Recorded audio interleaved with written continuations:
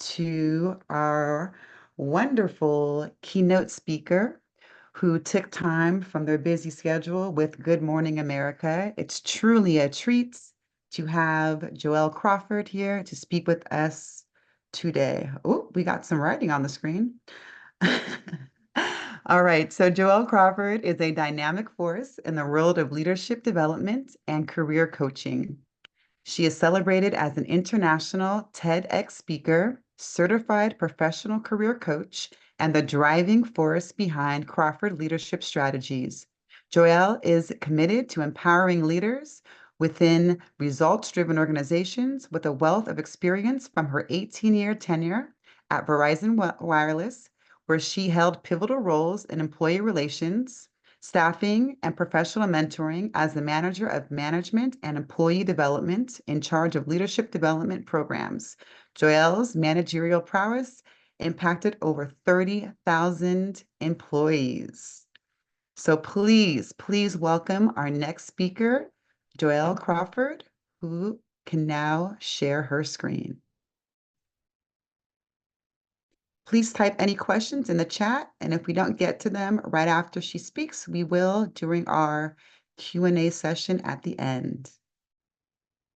Right, is everyone seeing the screen that needs to be seen? Okay, thank you for that introduction, Suzanne. Hi, everyone. Bienvenue. And I can't think of any other languages to say hello and hi, but I'm very excited to be here. I have a big question to ask everyone, and this is for everyone of all ages, and I would love to see what it looks like in the chat. What does success look like? What does success look like to you?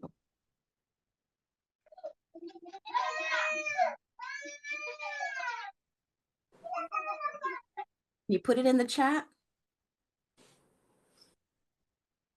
Realizing my potential,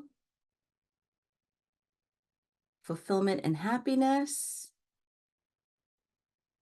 Looks like feeling good with myself and others, happiness, balance. Okay. Inner peace and task achievement. Success is achieving the set goals. All right. Living my life blessed because I am. Amen, Miss Denise. Achieving what you want to achieve. Okay. One more. I'm being greedy.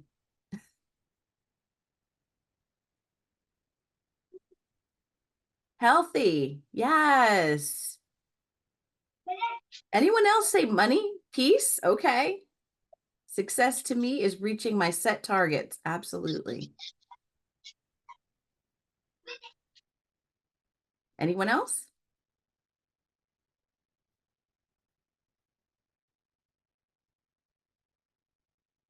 Okay. Oh, here we go. Happiness and healthy. Love and being loved. Beautiful.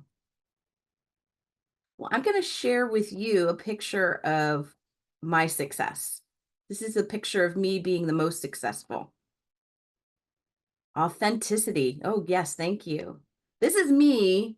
This picture is of me killing it in my career.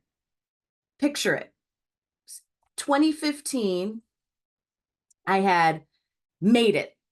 I am killing it in my corporate career in corporate America. I just experienced my second stress-related surgery, and my team, I didn't want to leave my team down. I didn't want to let my company down.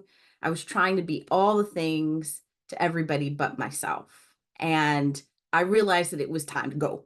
It was time to leave. My job was literally killing me. My doctors were telling me that I was experiencing work burnout and that the stress and anxiety that I was experiencing was literally killing me. This is after the second stress-related surgery, right?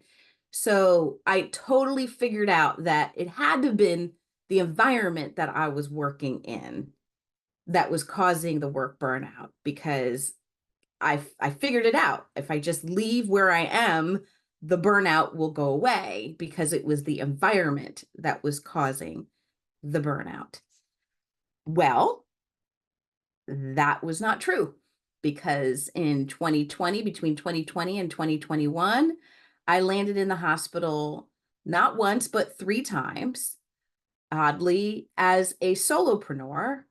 And these were the most successful years in business for myself because I thought that the reason for my burnout at the time was because of the environment I was working in. But I hadn't figured out the source of the burnout. So the cycle continued. This time I was experiencing burnout as a solopreneur.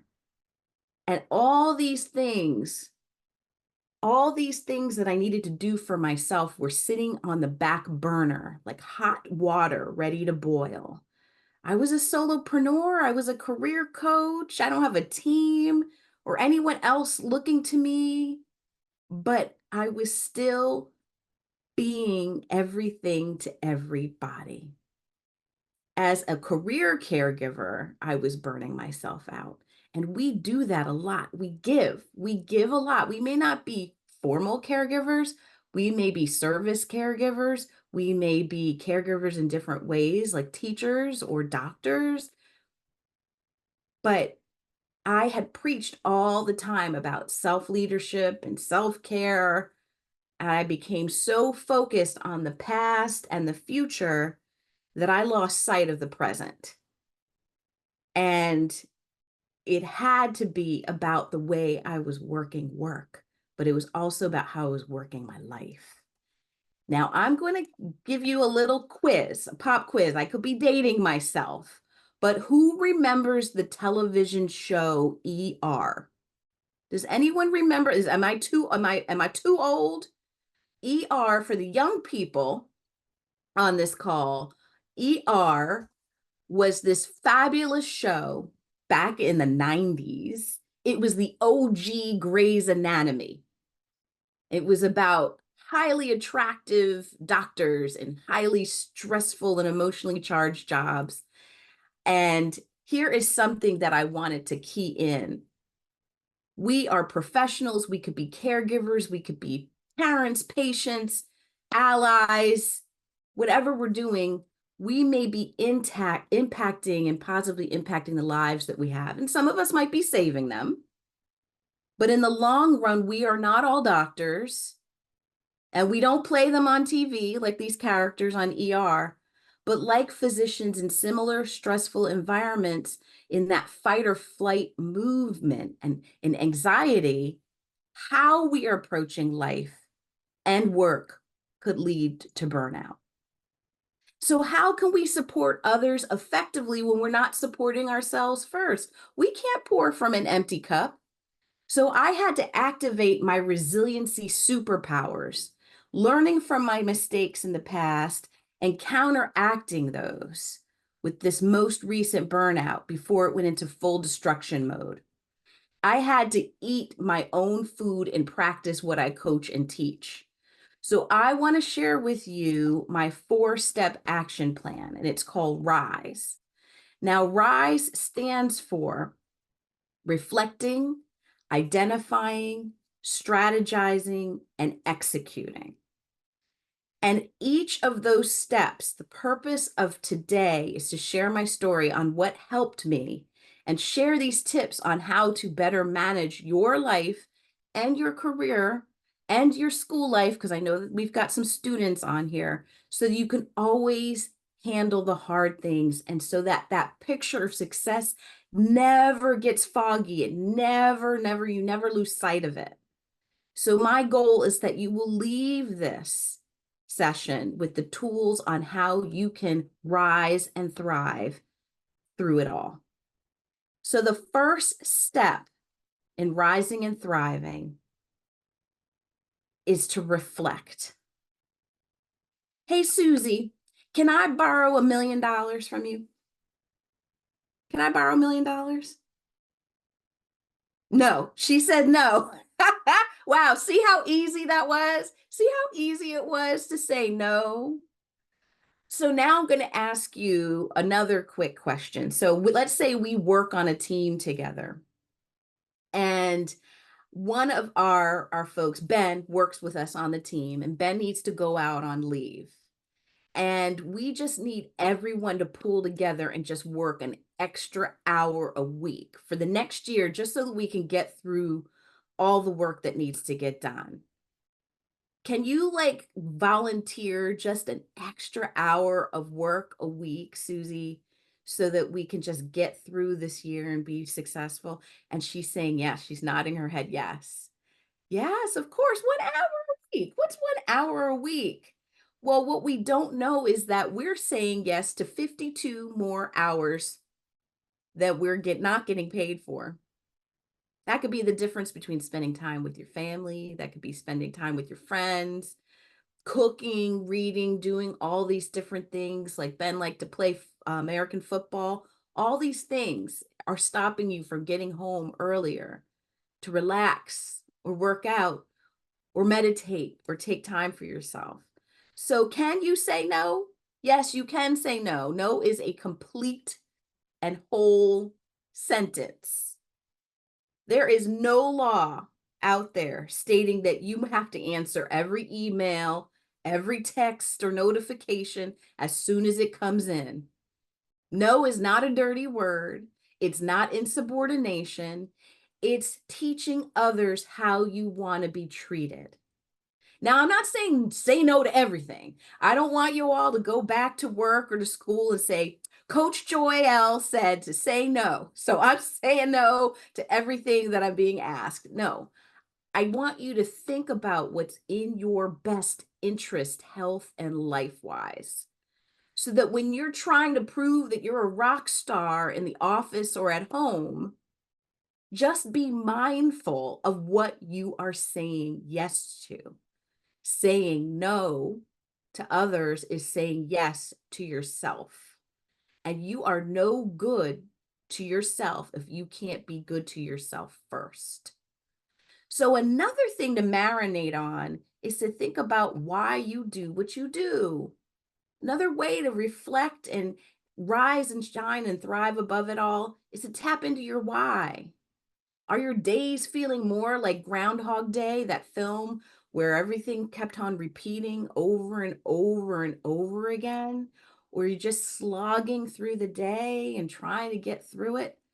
Remember why you do what you do. Why are you doing this? What motivates you to bring your best every day? What motivates you to do your best for your work and your life? And why did you get started? My why is the thing that has to motivate me to get through each day. And I try to remember my why each morning. I set the day with the intention of remembering my why. I marinated on my why this morning before I talked to everybody. Every role that I had in corporate America was all about keeping keeping things going. But the source of keeping things going was the why. Keep your values close to you. I created this vision board. Whoops, I don't know if you can see it. Now you can't see it with the background, but it's here. It's here. It's here. But I created a vision board. There's actually an app for Android and for Macs on iOS, Apple phones, that's called Vision Board. Really easy to remember. It's called Vision Board. Keep your values close to you so that you're looking at it. I made it my wallpaper on my phone so that I can look at all of the things that I had. Ben talked about a vision board that he has. My vision board is on my wallpaper so that I can keep my values close and remember it. I surround myself with positive affirmations or thank you notes from clients to keep me grounded. I have a key from the Ritz-Carlton Hotel as a vision of where I see my success going in my career. That's where I want to stay all the time, y'all. The Ritz-Carlton. So whatever you hold true, what your values are, what your picture of success is, keep it surrounded by you so that you're always reminded of your why. Why are you working so hard? My motivation and my why is to motivate and inspire others to take positive action in their lives. That is what I want to do. And that reminds me of why I'm working so hard. It's to make time for my husband, who I, of course, also celebrated my 7th anniversary as well, like Ben. And that's my why. So I got pictures of Bub. His nickname is Bub. His name is Jake, or he has a real name. But Jake is all over my office to remind me of why I'm doing this. It's to have more time. You can always make more money, but you can't make more time. So remember what your why is. So the next step in rising and thriving above it all is to identify. Everyone has a phone. Do you ever get on your phone and go on the phone until the battery is blinking red? It goes down to like the nub, like 2%. It's that low battery. You put on the low battery mode and it's still not enough. How many of you do that until the phone actually shuts down, right? That's me too. The battery will be flashing. You'll keep on texting and tweeting, just getting that one email in. Your body is just like the phone. It sends cues to you that you are in low battery mode. Listen to the cues that your body is sending you, especially when things get tense or stressful, or you don't want to get to a place where your body shuts off. It's critical to keep checking in with yourself. What do I need right now? We feel our emotions. We aren't our emotions. Can you imagine how silly it would be if I walked up to someone on the street and said, "Hi, I'm hungry," and you are, and the other person says, "Oh, hello, I'm annoyed." Stretching our emotional intelligence into self management and self awareness is really where we need to strengthen those muscles when we're showing up. It requires us to step back and check in with ourselves. But it's best to check in with yourself and be your best witness. Notice how you're showing up. Are you snappish? Are you short-tempered? Are you noticing that, these things are happening? Check in with yourself and what you're feeling, and it'll help you manage your emotions. There's a saying from a doctor who studies emotional intelligence. His name is Dr. Mark Brackett. He works at Yale University. And he says, if you can name it, you can tame it. So if you can name your emotions, you can tame your emotions. Don't avoid them. Don't fight the urge to suppress or ignore what you're feeling. Because we have emotions, we experience those emotions in layers. It's almost like a sandwich of emotions. But don't avoid it. Don't push it down. Ask for help. Hold space for yourself. If you feel like emotions are running high and your fists are balled up, pay attention to what your body's doing. Are your fists balled up? Is your brow furrowed? Maybe you need to find a fix your face buddy for all of these virtual virtual meetings that we have, and they could send you a little text message and say, "Hey, fix your face. We can see it all over your face. You need to take a break. Turn your camera off," right? So we need to make sure that we're giving ourselves the best gift. And that's the best gift that you can give yourself, is the gift of presence, being in the now. What's happening right now? What will help me be successful right now? Asking yourself those questions. The next step is to strategize. Life was leading me and vice versa. Like, sometimes I need to clarify this though. Sometimes you can enjoy and love what you're doing and still burn out. Burnout can occur whether you love your job or whether you hate your job, whether you're overworked or when you're doing something you absolutely adore. And as I was working through my 2020 flavor of burnout, I had to remind myself daily to make smart goals, a smart action plan for recovering. I not only was burned out, but I was recovering from the original recipe of COVID. Didn't know it because no one knew much about it at the time, but that's what I was working through. Now, SMART goals are specific, realistic, actionable, specific, measurable. Can I spell? Specific, measurable, actionable, realistic, and time bound. I realized that my business hours weren't 9 to 5 anymore. They were like 24/7. I was open all day long, like the Lionel Richie song, all night long. I was working all night. You are not a convenience store. Neither of you, none of you are. And it's time to change the mindset. You've got to strategize when I would stop working. Not when I'd start working, but when I would stop working. That was imperative to self-care and what I like to call self-leadership.